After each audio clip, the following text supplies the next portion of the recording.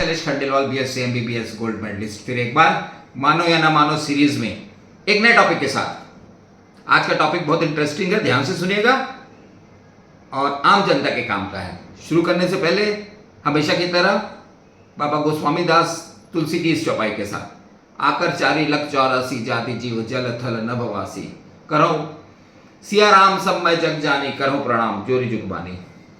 आज का टॉपिक है, आप पहले ये लाइन सुन लीजिए।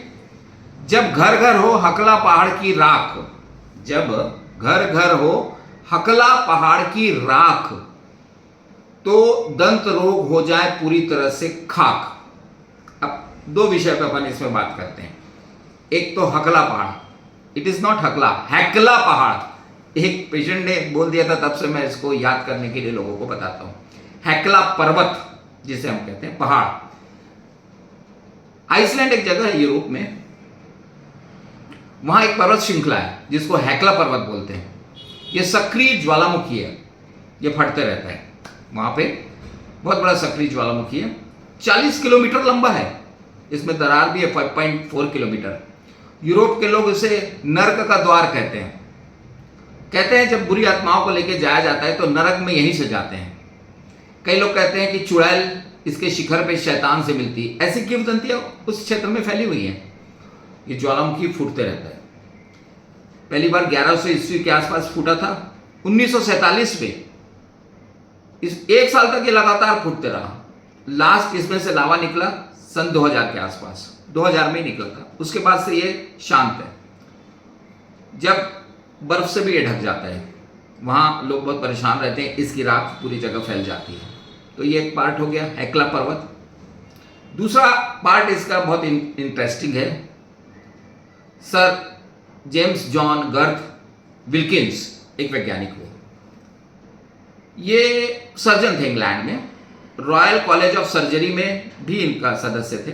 बहुत दिनों तक इन्होंने प्रैक्टिस किया। कई बार देखा गया है ये रूढ़िवादी चिकित्सा से मन इनका उठ गया, तो होम्योपैथी की तरफ शिफ्ट हो गए। आइसलैंड में एक बार ये गए घूमने की तरफ, तब इनकी नजर पड़ी कि वहां पे जो कैटल्स थे, जो जानवर थे, उनके जबड़े बड़े हुए हैं, सड़न भी है। उन्होंने बहुत अध्ययन किया उस पर। तब उनको समझ में आया कि इस राख में कुछ गड़बड़ है। और होम्योपैथी का सिद्धांत इसी में एक काम करता है, तुम्ही ने दर्द दिया तुम ही दवा देना। मतलब जिससे बीमारी उत्पन्न हुई है उसी को यदि पोटेंटाइजेशन केयर दिया जाए तो उसकी आणविक शक्ति से वो ठीक हो जाता है। यह होम्योपैथिक का सिद्धांत है। उन्होंने अध्ययन चालू कर दिया। 1868 में फिर ये इंग्लैंड से इन्होंने एक समुद्री यात्रा चालू करी उस लावा को लाने के लिए। बड़ी खतरनाक और बीमारी वाली यात्रा थी। उनका वृतांत है, कभी पढ़िए आप नेट पे। फिर उन्होंने लावा को लाया भी, बहुत इसमें खोज हुई, प्रूविंग हुई और एक दवा इस्टेब्लिश हुई जिसका नाम रखा गया हैकला लावा।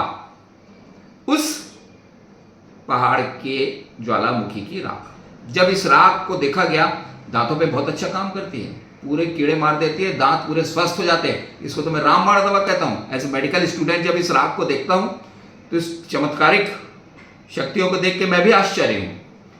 अब हमने लोगों को बताना चालू किया, भैया वो हैकला पहाड़ की राख को आप रात में, मैं जनरली रात में लोगों को बोलता हूं, सोने से पहले इसका मंजन करके सोएं। यहाँ पे एक्यूप्रेशर पॉइंट है दांत का हाथ में, इससे मसाज भी कर लें और 10 मिनट करें, जीवन भर आपके दांत नहीं खराब होंगे। अब लोगों ने हमें इसका फीडबैक देना चालू किया। पिछले करीब 20-30 साल से हम ये बताते आ रहे थे। एक ग्रामीण चिकित्सक आया, अब उसको याद तो हुआ नहीं, उसने बोल दिया सर वो हकला पहाड़ की राख दो ना।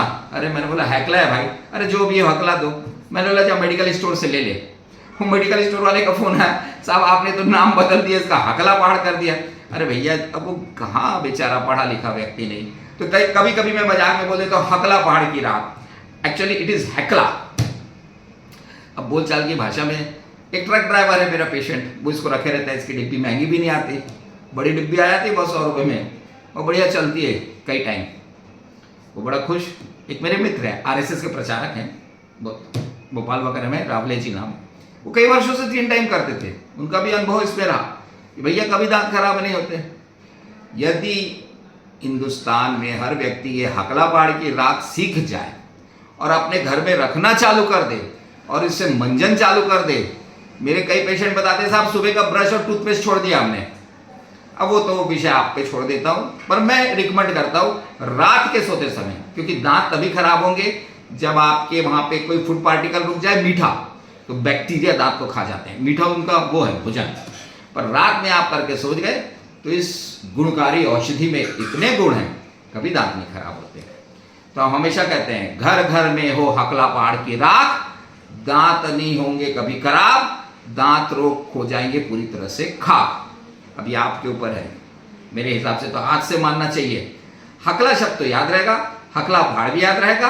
आप होम्योपैथिक स्टोर पे जाइए, बोलिए हकला पहाड़ वाली अगर वो दे दे मंजन, तो समझ जाएगा कि कुछ हैकला बोलना चाहता है।